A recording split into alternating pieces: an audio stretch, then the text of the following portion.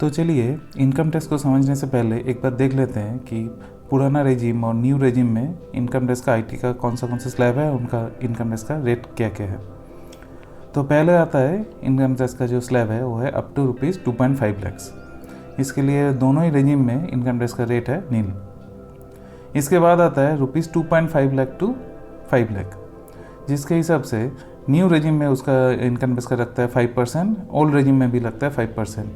तो up to taxable income 5 lakh तक आपको रिबेट मिलता है रुपीज़ 12,500 तक, यानी कि up to 5 lakh in taxable income तक आपको एक भी पैसा टैक्स में देना नहीं पड़ता है। नेक्स्ट आता है 5 लाख टू 7.5 लैक्स। इसके लिए न्यू रेजिम में आपको टैक्स देना पड़ेगा रुपीज़ 12,500 प्लस 5 लाख से जो एक्सेस इनकम आपका है उस एक्सेस इनकम के ऊपर 10% देना पड़ेगा। वहीं ओल्ड रेजिम में आपको देना पड़ेगा 12,500 प्लस 5 लाख से जो एक्सेस इनकम है उसके ऊपर 20% टैक्स आपको देना पड़ेगा। नेक्स्ट आता है रुपीज़ 7.5 टू 10 लाख। इसके हिसाब से आपको न्यू रेजिम में आपको देना पड़ेगा रुपीज़ 37,500 और 7.5 लाख से जो एक्सेस इनकम आपके पास है उसके ऊपर देना पड़ेगा 15% तक इनकम टैक्स। यहीं ओल्ड रेजिम में आपको देना पड़ेगा रुपीज़ 62,500 और 7.5 लाख से जो एक्स्ट्रा इनकम है उसके ऊपर देना पड़ेगा 20% तक सालाना इनकम टैक्स। नेक्स्ट आता है रुपीज़ 10 लाख टू 12.5 लैक्स। इसके ऊपर न्यू रेजिम में आपको देना पड़ेगा 75,000 और 10 लाख से जितना भी ज़्यादा एक्सेस आपका इनकम है उसके ऊपर देना पड़ेगा 20% तक इनकम टैक्स। वहीं ओल्ड रेजिम में अगर जाए तो आपको देना पड़ेगा रुपीज़ 1,12,500 और 10 लाख से जो ज़्यादा इनकम है उसके ऊपर देना पड़ेगा आपको 30% तक इनकम टैक्स। नेक्स्ट आता है 12.5 लाख टू 15 लाख। इसके ऊपर न्यू रेजिम में आपको देना पड़ेगा रुपीज़ 1,25,000 रुपीज़ और 12.5 लाख के ऊपर जितना भी आपका एक्सेस इनकम है उस एक्सेस इनकम के ऊपर देना पड़ेगा 25% तक इनकम टैक्स। वहीं ओल्ड रेजिम में आपको देना पड़ेगा रुपीज़ 1,87,500 और 12.5 लाख से जो एक्स्ट्रा इनकम है उसके ऊपर देना पड़ेगा आपको 30% तक इनकम टैक्स। और आखिर में आता है अबव रुपीज़ 15 लाख, जहाँ पे न्यू रेजिम में आपको देना पड़ेगा रुपीज़ 1,87,500 और 15 लाख से जितना ऊपर होगा वो एक्सेस इनकम के ऊपर आपको देना पड़ेगा 30% तक इनकम टैक्स। वहीं ओल्ड रेजिम में आपको देना पड़ेगा रुपीज़ 2,62,500 और 15 लाख से जितना भी ऊपर आपका इनकम हुआ वो एक्सेस इनकम के ऊपर देना पड़ेगा 30% तक इनकम टैक्स। तो चलिए अब आप देखते हैं कौन से एग्जम्पशंस हम क्लेम कर सकते हैं। तो पहला जो बड़ा एग्जम्पशन है वो है हाउस रेंट अलाउंस, यानी कि HRA। आपका अगर HRA सैलरी कंपोनेंट में नहीं है तो आप ऐसे ले सकते हैं कि आपका जो बेसिक और DA मिला के जितना सैलरी होता है उसका 50% तक आप क्लेम कर सकते हैं for staying in the metro cities and 40% अगर आप नॉन मेट्रो सिटीज़ में रहते हैं। नेक्स्ट आता है आपका प्रोफेशनल टैक्स। वो आपके सैलरी स्लैब के अनुसार हर एक महीने सैलरी से कटता है, तो उसका सालाना जितना भी प्रोफेशनल टैक्स आपके सैलरी से कटता है वो टोटल आप एग्जम्पशंस पा सकते हैं टैक्सेबल इनकम से। नेक्स्ट आता है children education and hostel allowance. अगर आपके बच्चे हैं तो 2 चिल्ड्रन तक आपको रुपीज़ 9,600 तक सालाना आपको एग्जम्पशंस मिल सकता है चिल्ड्रन एजुकेशन और हॉस्टल अलाउंस के ऊपर। अगर आपका कंपनी आपको एक्स्ट्रा काम करवा रहा है, कोई इंसेंटिव्स दे रहा है, वो भी फूड कूपन्स या टिफ़िन अलाउंस के तौर पे, तो जितना भी फूड कूपन्स टिफ़िन अलाउंस वो दे रहे हैं वो टोटली आपका एग्जम्पशंस के क्लेम हो जाएगा। और लास्ट है रीइंबर्समेंट ऑफ मोबाइल बिल्स। अगर आपका जो मोबाइल बिल अगर आपका कंपनी आपको रीइंबर्स कर रहा है तो टोटल जो मोबाइल बिल का जो अमाउंट है वो भी टोटल एग्जेम्प्टेड है। अब चलिए हम देखते हैं कौन से डिडक्शंस हम अपने सैलरी से क्लेम कर सकते हैं।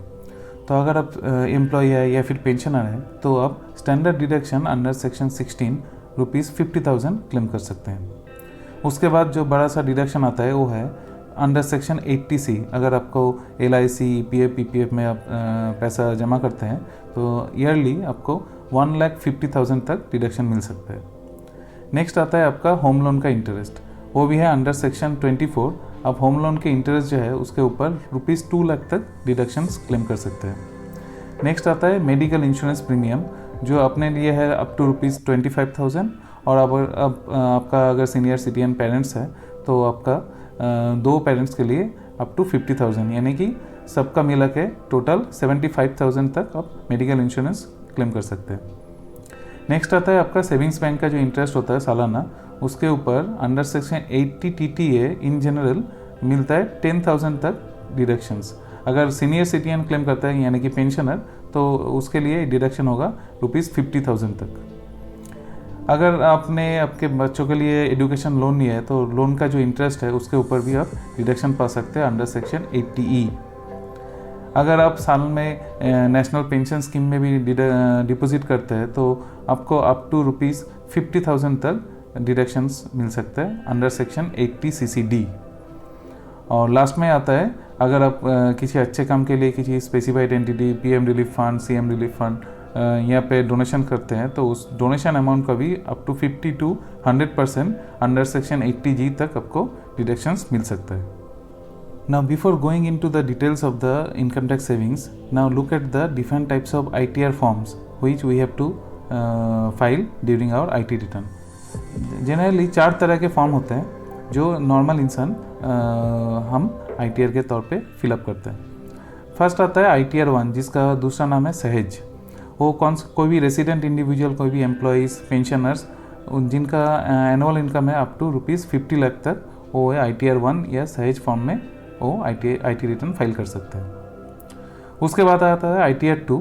अगर यही सारे लोग रेसिडेंट इंडिविजुअल, एम्प्लॉयज़, पेंशनर जिनका annual income more than 50 lakh है या फिर उनको कैपिटल गेन या फिर यानी कि म्यूचुअल फंड, स्टॉक मार्केट या प्रॉपर्टीज़ में अगर बेच के उनको कोई कैपिटल गेन मिलता है तो वही लोग अब फिलअप करेंगे ITR 2 फॉर्म।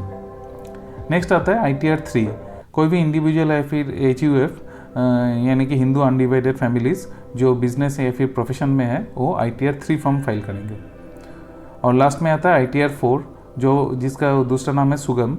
वही है ITR 3 का जो लोग हैं वही फिलअप करेंगे, इंडिविजुअल्स, HUFs जिनका प्रोफेशन या फिर बिजनेस से इनकम है लेकिन अप टू ₹50 लाख तक जिनका ईयरली इनकम है वो फाइल करेंगे ITR 4। ये चारों फॉर्म को छोड़ के और भी ITR 5, 6, 7 है जो काफ़ी क्रिटिकल और कॉम्प्लेक्स बिजनेस या कंपनीज के लिए है, तो हम जनरली ये चारों फॉर्म को लेके डिस्कस करेंगे। Now let's take an example of Ritesh whose annual income is ₹8 lakh. तो उनका सैलरी तो हो गया ₹8 लाख। उसके साथ उनको मिल रहा है अदर सोर्सेज ऑफ इनकम जो कि है फिक्स डिपॉजिट, सेविंग्स का जो इंटरेस्ट उनको मिल रहा है वो भी है अप्रॉक्स ₹50,000। यानी कि उनका टोटल इनकम सालाना हो गया ₹8,50,000। Now look at the exemptions जो रितेश क्लेम कर सकते हैं। पहले जो एग्जेम्पशंस वो क्लेम कर सकते हैं वो है हाउस रेंट अलाउंस। रितेश के लिए हम लेते हैं उनका हाउस रेंट अलाउंस है ₹1,40,000। नेक्स्ट आता है उनका प्रोफेशनल टैक्स जो कि हर महीने उनके सैलरी से डिडक्ट होता है। रितेश का ईयरली प्रोफेशनल टैक्स कटेगा अप्रॉक्स ₹3,600। अब लेते हैं कौन से डिडक्शंस रितेश क्लेम कर सकते हैं। रितेश का जो डिडक्शन वो क्लेम कर सकते हैं क्योंकि रितेश एक एम्प्लॉई है। The first deduction he can claim which is standard deduction of ₹50,000। Next deduction under section 80C, अगर वो LIC, PF, ELSS में इन्वेस्ट करते हैं तो ईयरली 1,50,000 तक वो क्लेम कर सकते हैं। उसके बाद आता है डिडक्शन अंडर सेक्शन 87 TTA जो कि है ईयरली ₹10,000, यानी कि उनका जो फिक्स डिपॉजिट, सेविंग्स का जो इंटरेस्ट है उसके ऊपर वो अप टू ₹10,000 तक डिडक्शन क्लेम कर सकते हैं। तो ये सारे एग्जेम्पशंस और डिडक्शंस को माइनस करने के बाद उनका नेट जो टैक्सेबल इनकम रह जाता है वो है ₹4,96,400, यानी कि उनका नेट टैक्स हो जाता है नील, क्योंकि up to 5 lakh taxable income तक उनको रिबेट मिल रहा है ₹12,500 तक। Now take another example of Sameer whose annual income is ₹12 lakh. तो पहले तो आ जाता है उनका सैलरी जो कि है ईयरली ₹12 लाख।